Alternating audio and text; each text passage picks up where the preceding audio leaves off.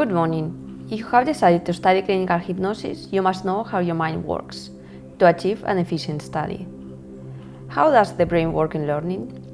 When we face new information and new stimulus, our brain processes them using the information previously stored in long-term memory. In other words, when faced with new problems and new questions, we must consult our reference collection and carry out a process of cognition, interpretation, and analysis. This process takes place in our working memory. Let's talk about memorization and repetition. The most important aspect of memorization is repetition. Many times it is advised to repeat and repeat the study material after having mastered it. That's fine, but the emphasis should be on spaced distribution of repetitions. It is much more effective, and we have empirical evidence for this claim. It is more important to repeat the material at increasing intervals of time than to repeat a lot at once. With fewer repetitions, we will get better results. Personally, I like to talk to myself out loud, but it is also a good idea to use free software programs that will help us. On the internet, we will find plenty of them, depending on the platform, the operating system we use, and the subject to study. To repeat or to remember. Many people repeat by reading, rereading, and rereading again. This is better than nothing, especially if we have applied the previous analysis techniques. However, it is not very effective. The most efficient form of repetition is recall. What do I mean by recall? After analyzing the material as described, we must recall it without reading. You can take notes on paper, or you can explain it to someone or record it. The idea is to use the active recall because it gives the best results and fixes what you have learned more intensively in your memory. Reading, pause, and reasoning. Questions: what, why, and what?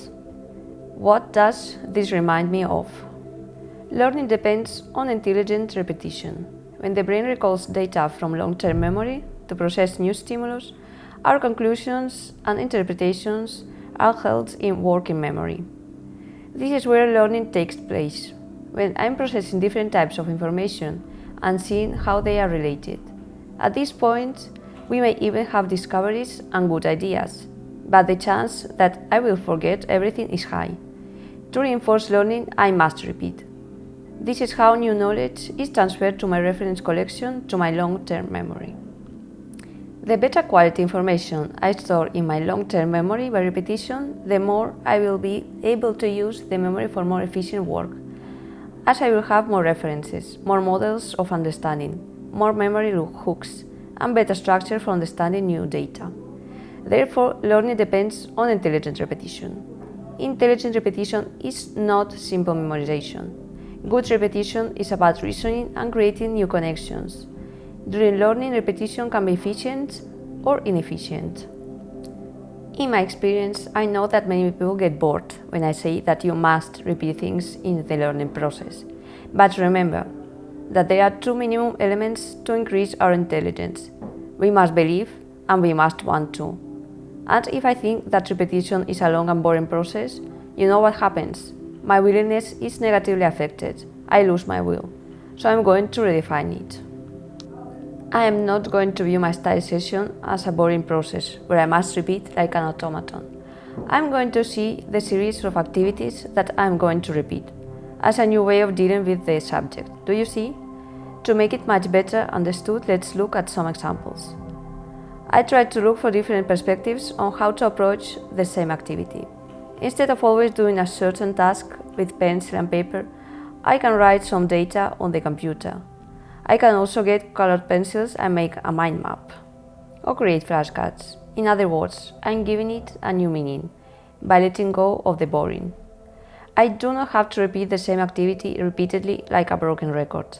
I am also rescuing the creativity and challenge of being able to look at the same subject in different ways, from different perspectives. So the study is something that excites me. It's something I want to do as a process of self-improvement. Optimize the repetition space. Another way to increase the efficiency of the study is to optimize the spacing of repetition in time.